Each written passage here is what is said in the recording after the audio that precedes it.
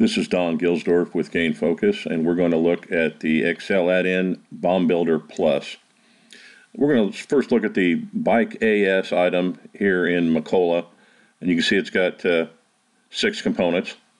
We're going to add a couple of components to that, one where the item exists and one where the item does not exist. So I'm going to flip over to Excel, and again, under the add-ins menu, Gain Focus, Bom Builder Plus, Format Sheet. That's the macro that draws the template, and again, you cannot change the first 10 rows and you cannot change the columns. If you do, the Bom Builder will fail.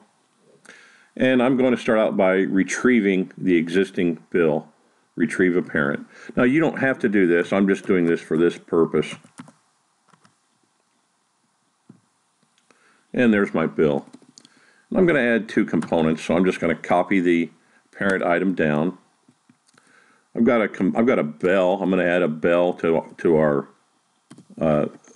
bicycle, and I can put 1 and 0, and let's just go on out here. Whoops.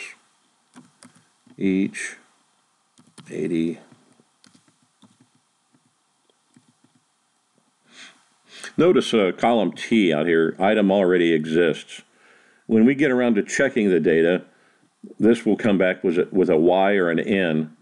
N meaning it doesn't exist, and it'll actually go through the process of adding the item master and item location. And we're going to put in, what else we're going to put in here? Let's put in a basket at the front of the bike, which that basket number does not exist, and we'll get around to that in a second. Whoopsie, 0.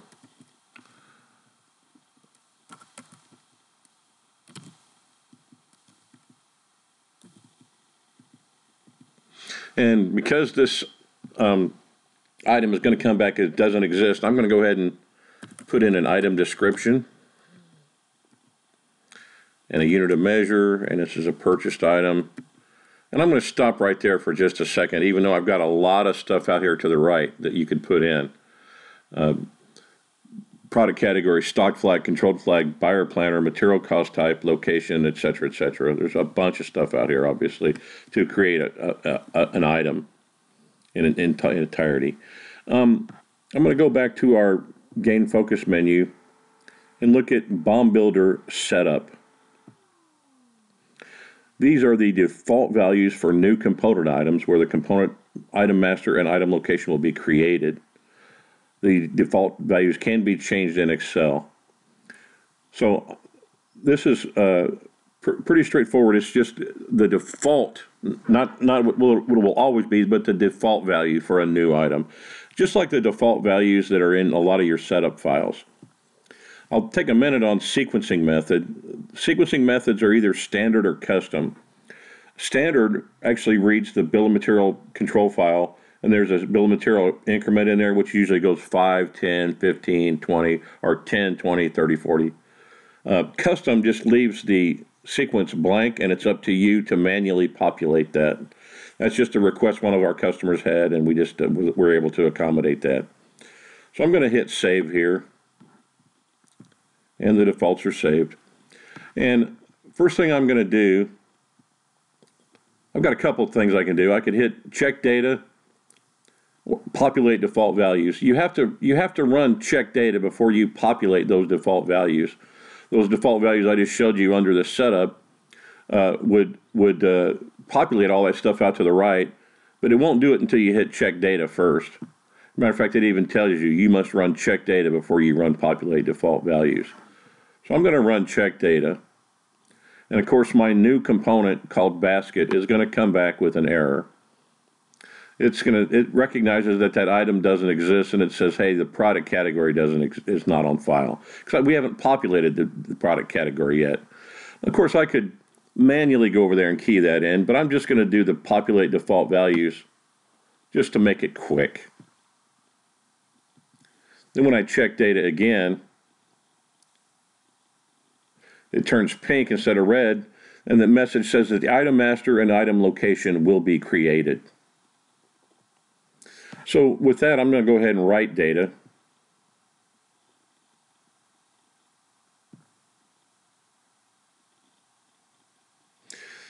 says you should go into the bill of material module and reset low-level codes. Failure to do so could cause problems with MRP regens and cost roll-ups. This is not an error message. This is a work instruction.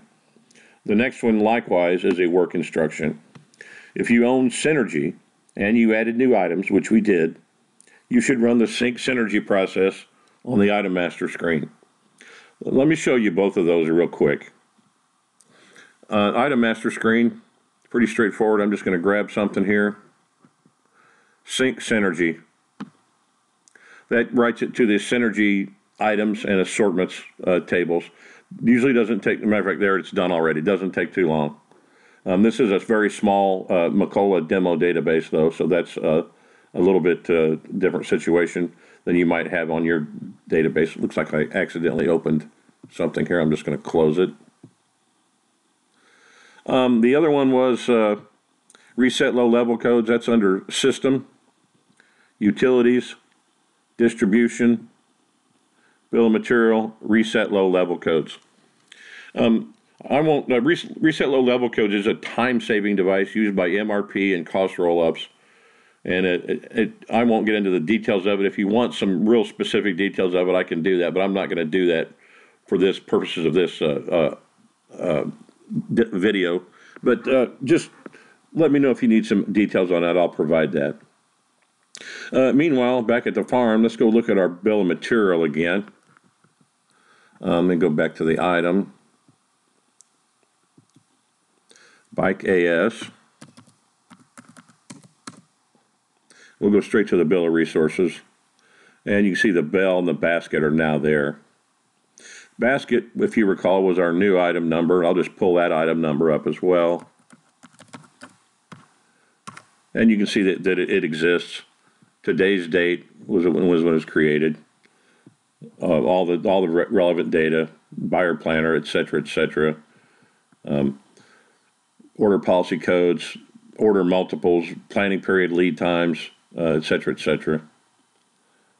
So that's pretty straightforward. Let me show you another way to use this. First of all, I'm going to clear data, which basically just gets rid of everything. When I retrieve data this time, I'm going to do something different. I'm going to do component where used.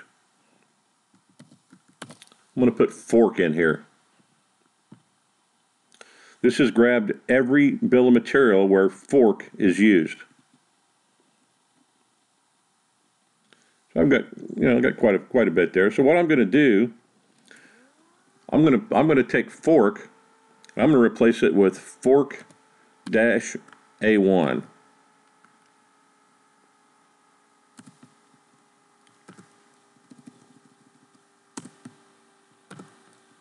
I'm going to replace it everywhere. Now I could do this is just Excel. I could have done a mass replace here using find and replace. I just didn't want to necessarily do that for whatever reason. But it's Excel. Anything you do in Excel, you can pretty much do right away. It's still Excel. It's just working with Macola data. So I'm going to come out here. This is going to be a new item. Fork A1. It's going to be each. It's going to be purchased. And I'm going to check my data, which I'm going to get an error on all the forks, just like I did before.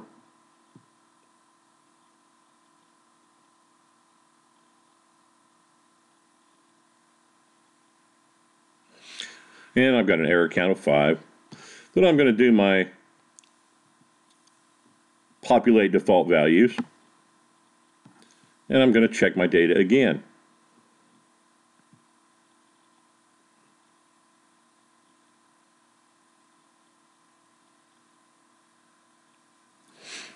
And what happened there? That was my fault. I did not copy that over.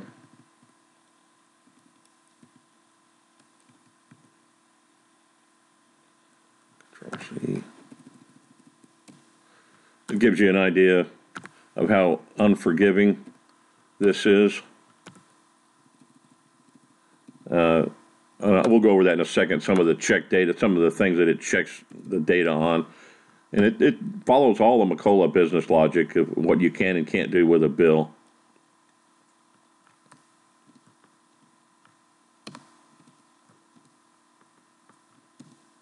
Okay, so now I'll check my data again.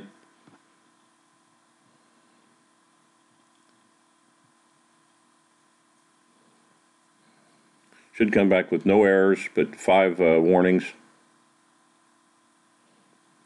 No errors. All of them say item master and item location will be created. I'm going to write data. Whoops, I didn't quite get that menu option selected there. Write data.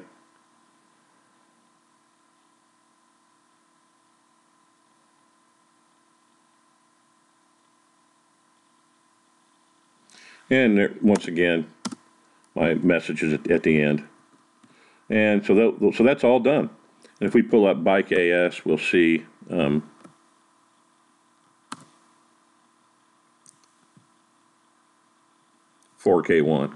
and all the rest of them as well. A couple other things real quickly. Had people using very large bills of materials, sometimes with, especially with the where used, might have a couple of thousand records. So I've got the sort errors to top, which can only be done again after the check data has been run, and then that allows you to quickly make those changes needed, check data again, and then sort back to original order. That was another thing that a customer requested that was very helpful, and we were able to incorporate it. And just now it's just included. You may or may not use it. On the check data, here's the things that the Bom Builder Plus checks for when you run. The parent and item location must exist in the item master. The component item location exists if the in-force component location is set to Y. I kind of glossed over that. This is just a yes/no flag. If we answer this yes, it looks at this combination and makes sure that it exists. Combination of item number and component item number and location. I can't seem to get the things on the same line, but you've got my drift. That combination, column C and column E, if we make that a Y. That was also a request from one of my customers. Macola does not require you to put a location on the bill of material component, but they wanted to make it 100% enforceable, so that's what we did. The sequence number must be in a proper range at 1 to 999. The quantity per must be numeric, and it must be an integer in the case of a serialized component. Think about that. You can't have 1.2 of a serialized item. It's got to be an integer. Parent item must be manufactured, which makes perfect sense. The parent and the component must not be the same item, which again makes perfect sense. Scrap factor cannot exceed 99. You can't have 100% scrap factor. That's like just using it and never getting enough. Effective date cannot be after the obsolete date. Must have a valid activity flag. Checks the reference designator links and unit of measure links. Backflush flags are only set if the item is shop floor manufactured, I should say, and attaching operation is used. Operation is in use. There we go. Correct my own documentation as we go. And attaching operation is only allowed on shop floor items. For new components, where the Bom Builder will create the item master item location, the description 1 is mandatory. Length validation, product category, material cost type, etc., must all exist in the Macola database. The flags, controlled, stocked, taxable, backorder, etc., must be set to Y or no. And the location itself must exist in the Macola database. So it does an excellent job of checking everything that goes on, and it's completely consistent with Macola business logic. That's pretty much it. If you've got a specific need, we can very much customize this to what you need. This thing is continually growing. I just included these last 3 columns just the other day for another customer because they wanted to be able to put that as part of the initial load. And there are other fields that are not included out here and then not included in the default data in the setup. If you want to add those are easy to do. And just give me a call or give me an email, and we will show you anything that hasn't been covered in this video, and or take questions and answers, and we'll go from there. Thanks a lot. Hope to talk to you soon.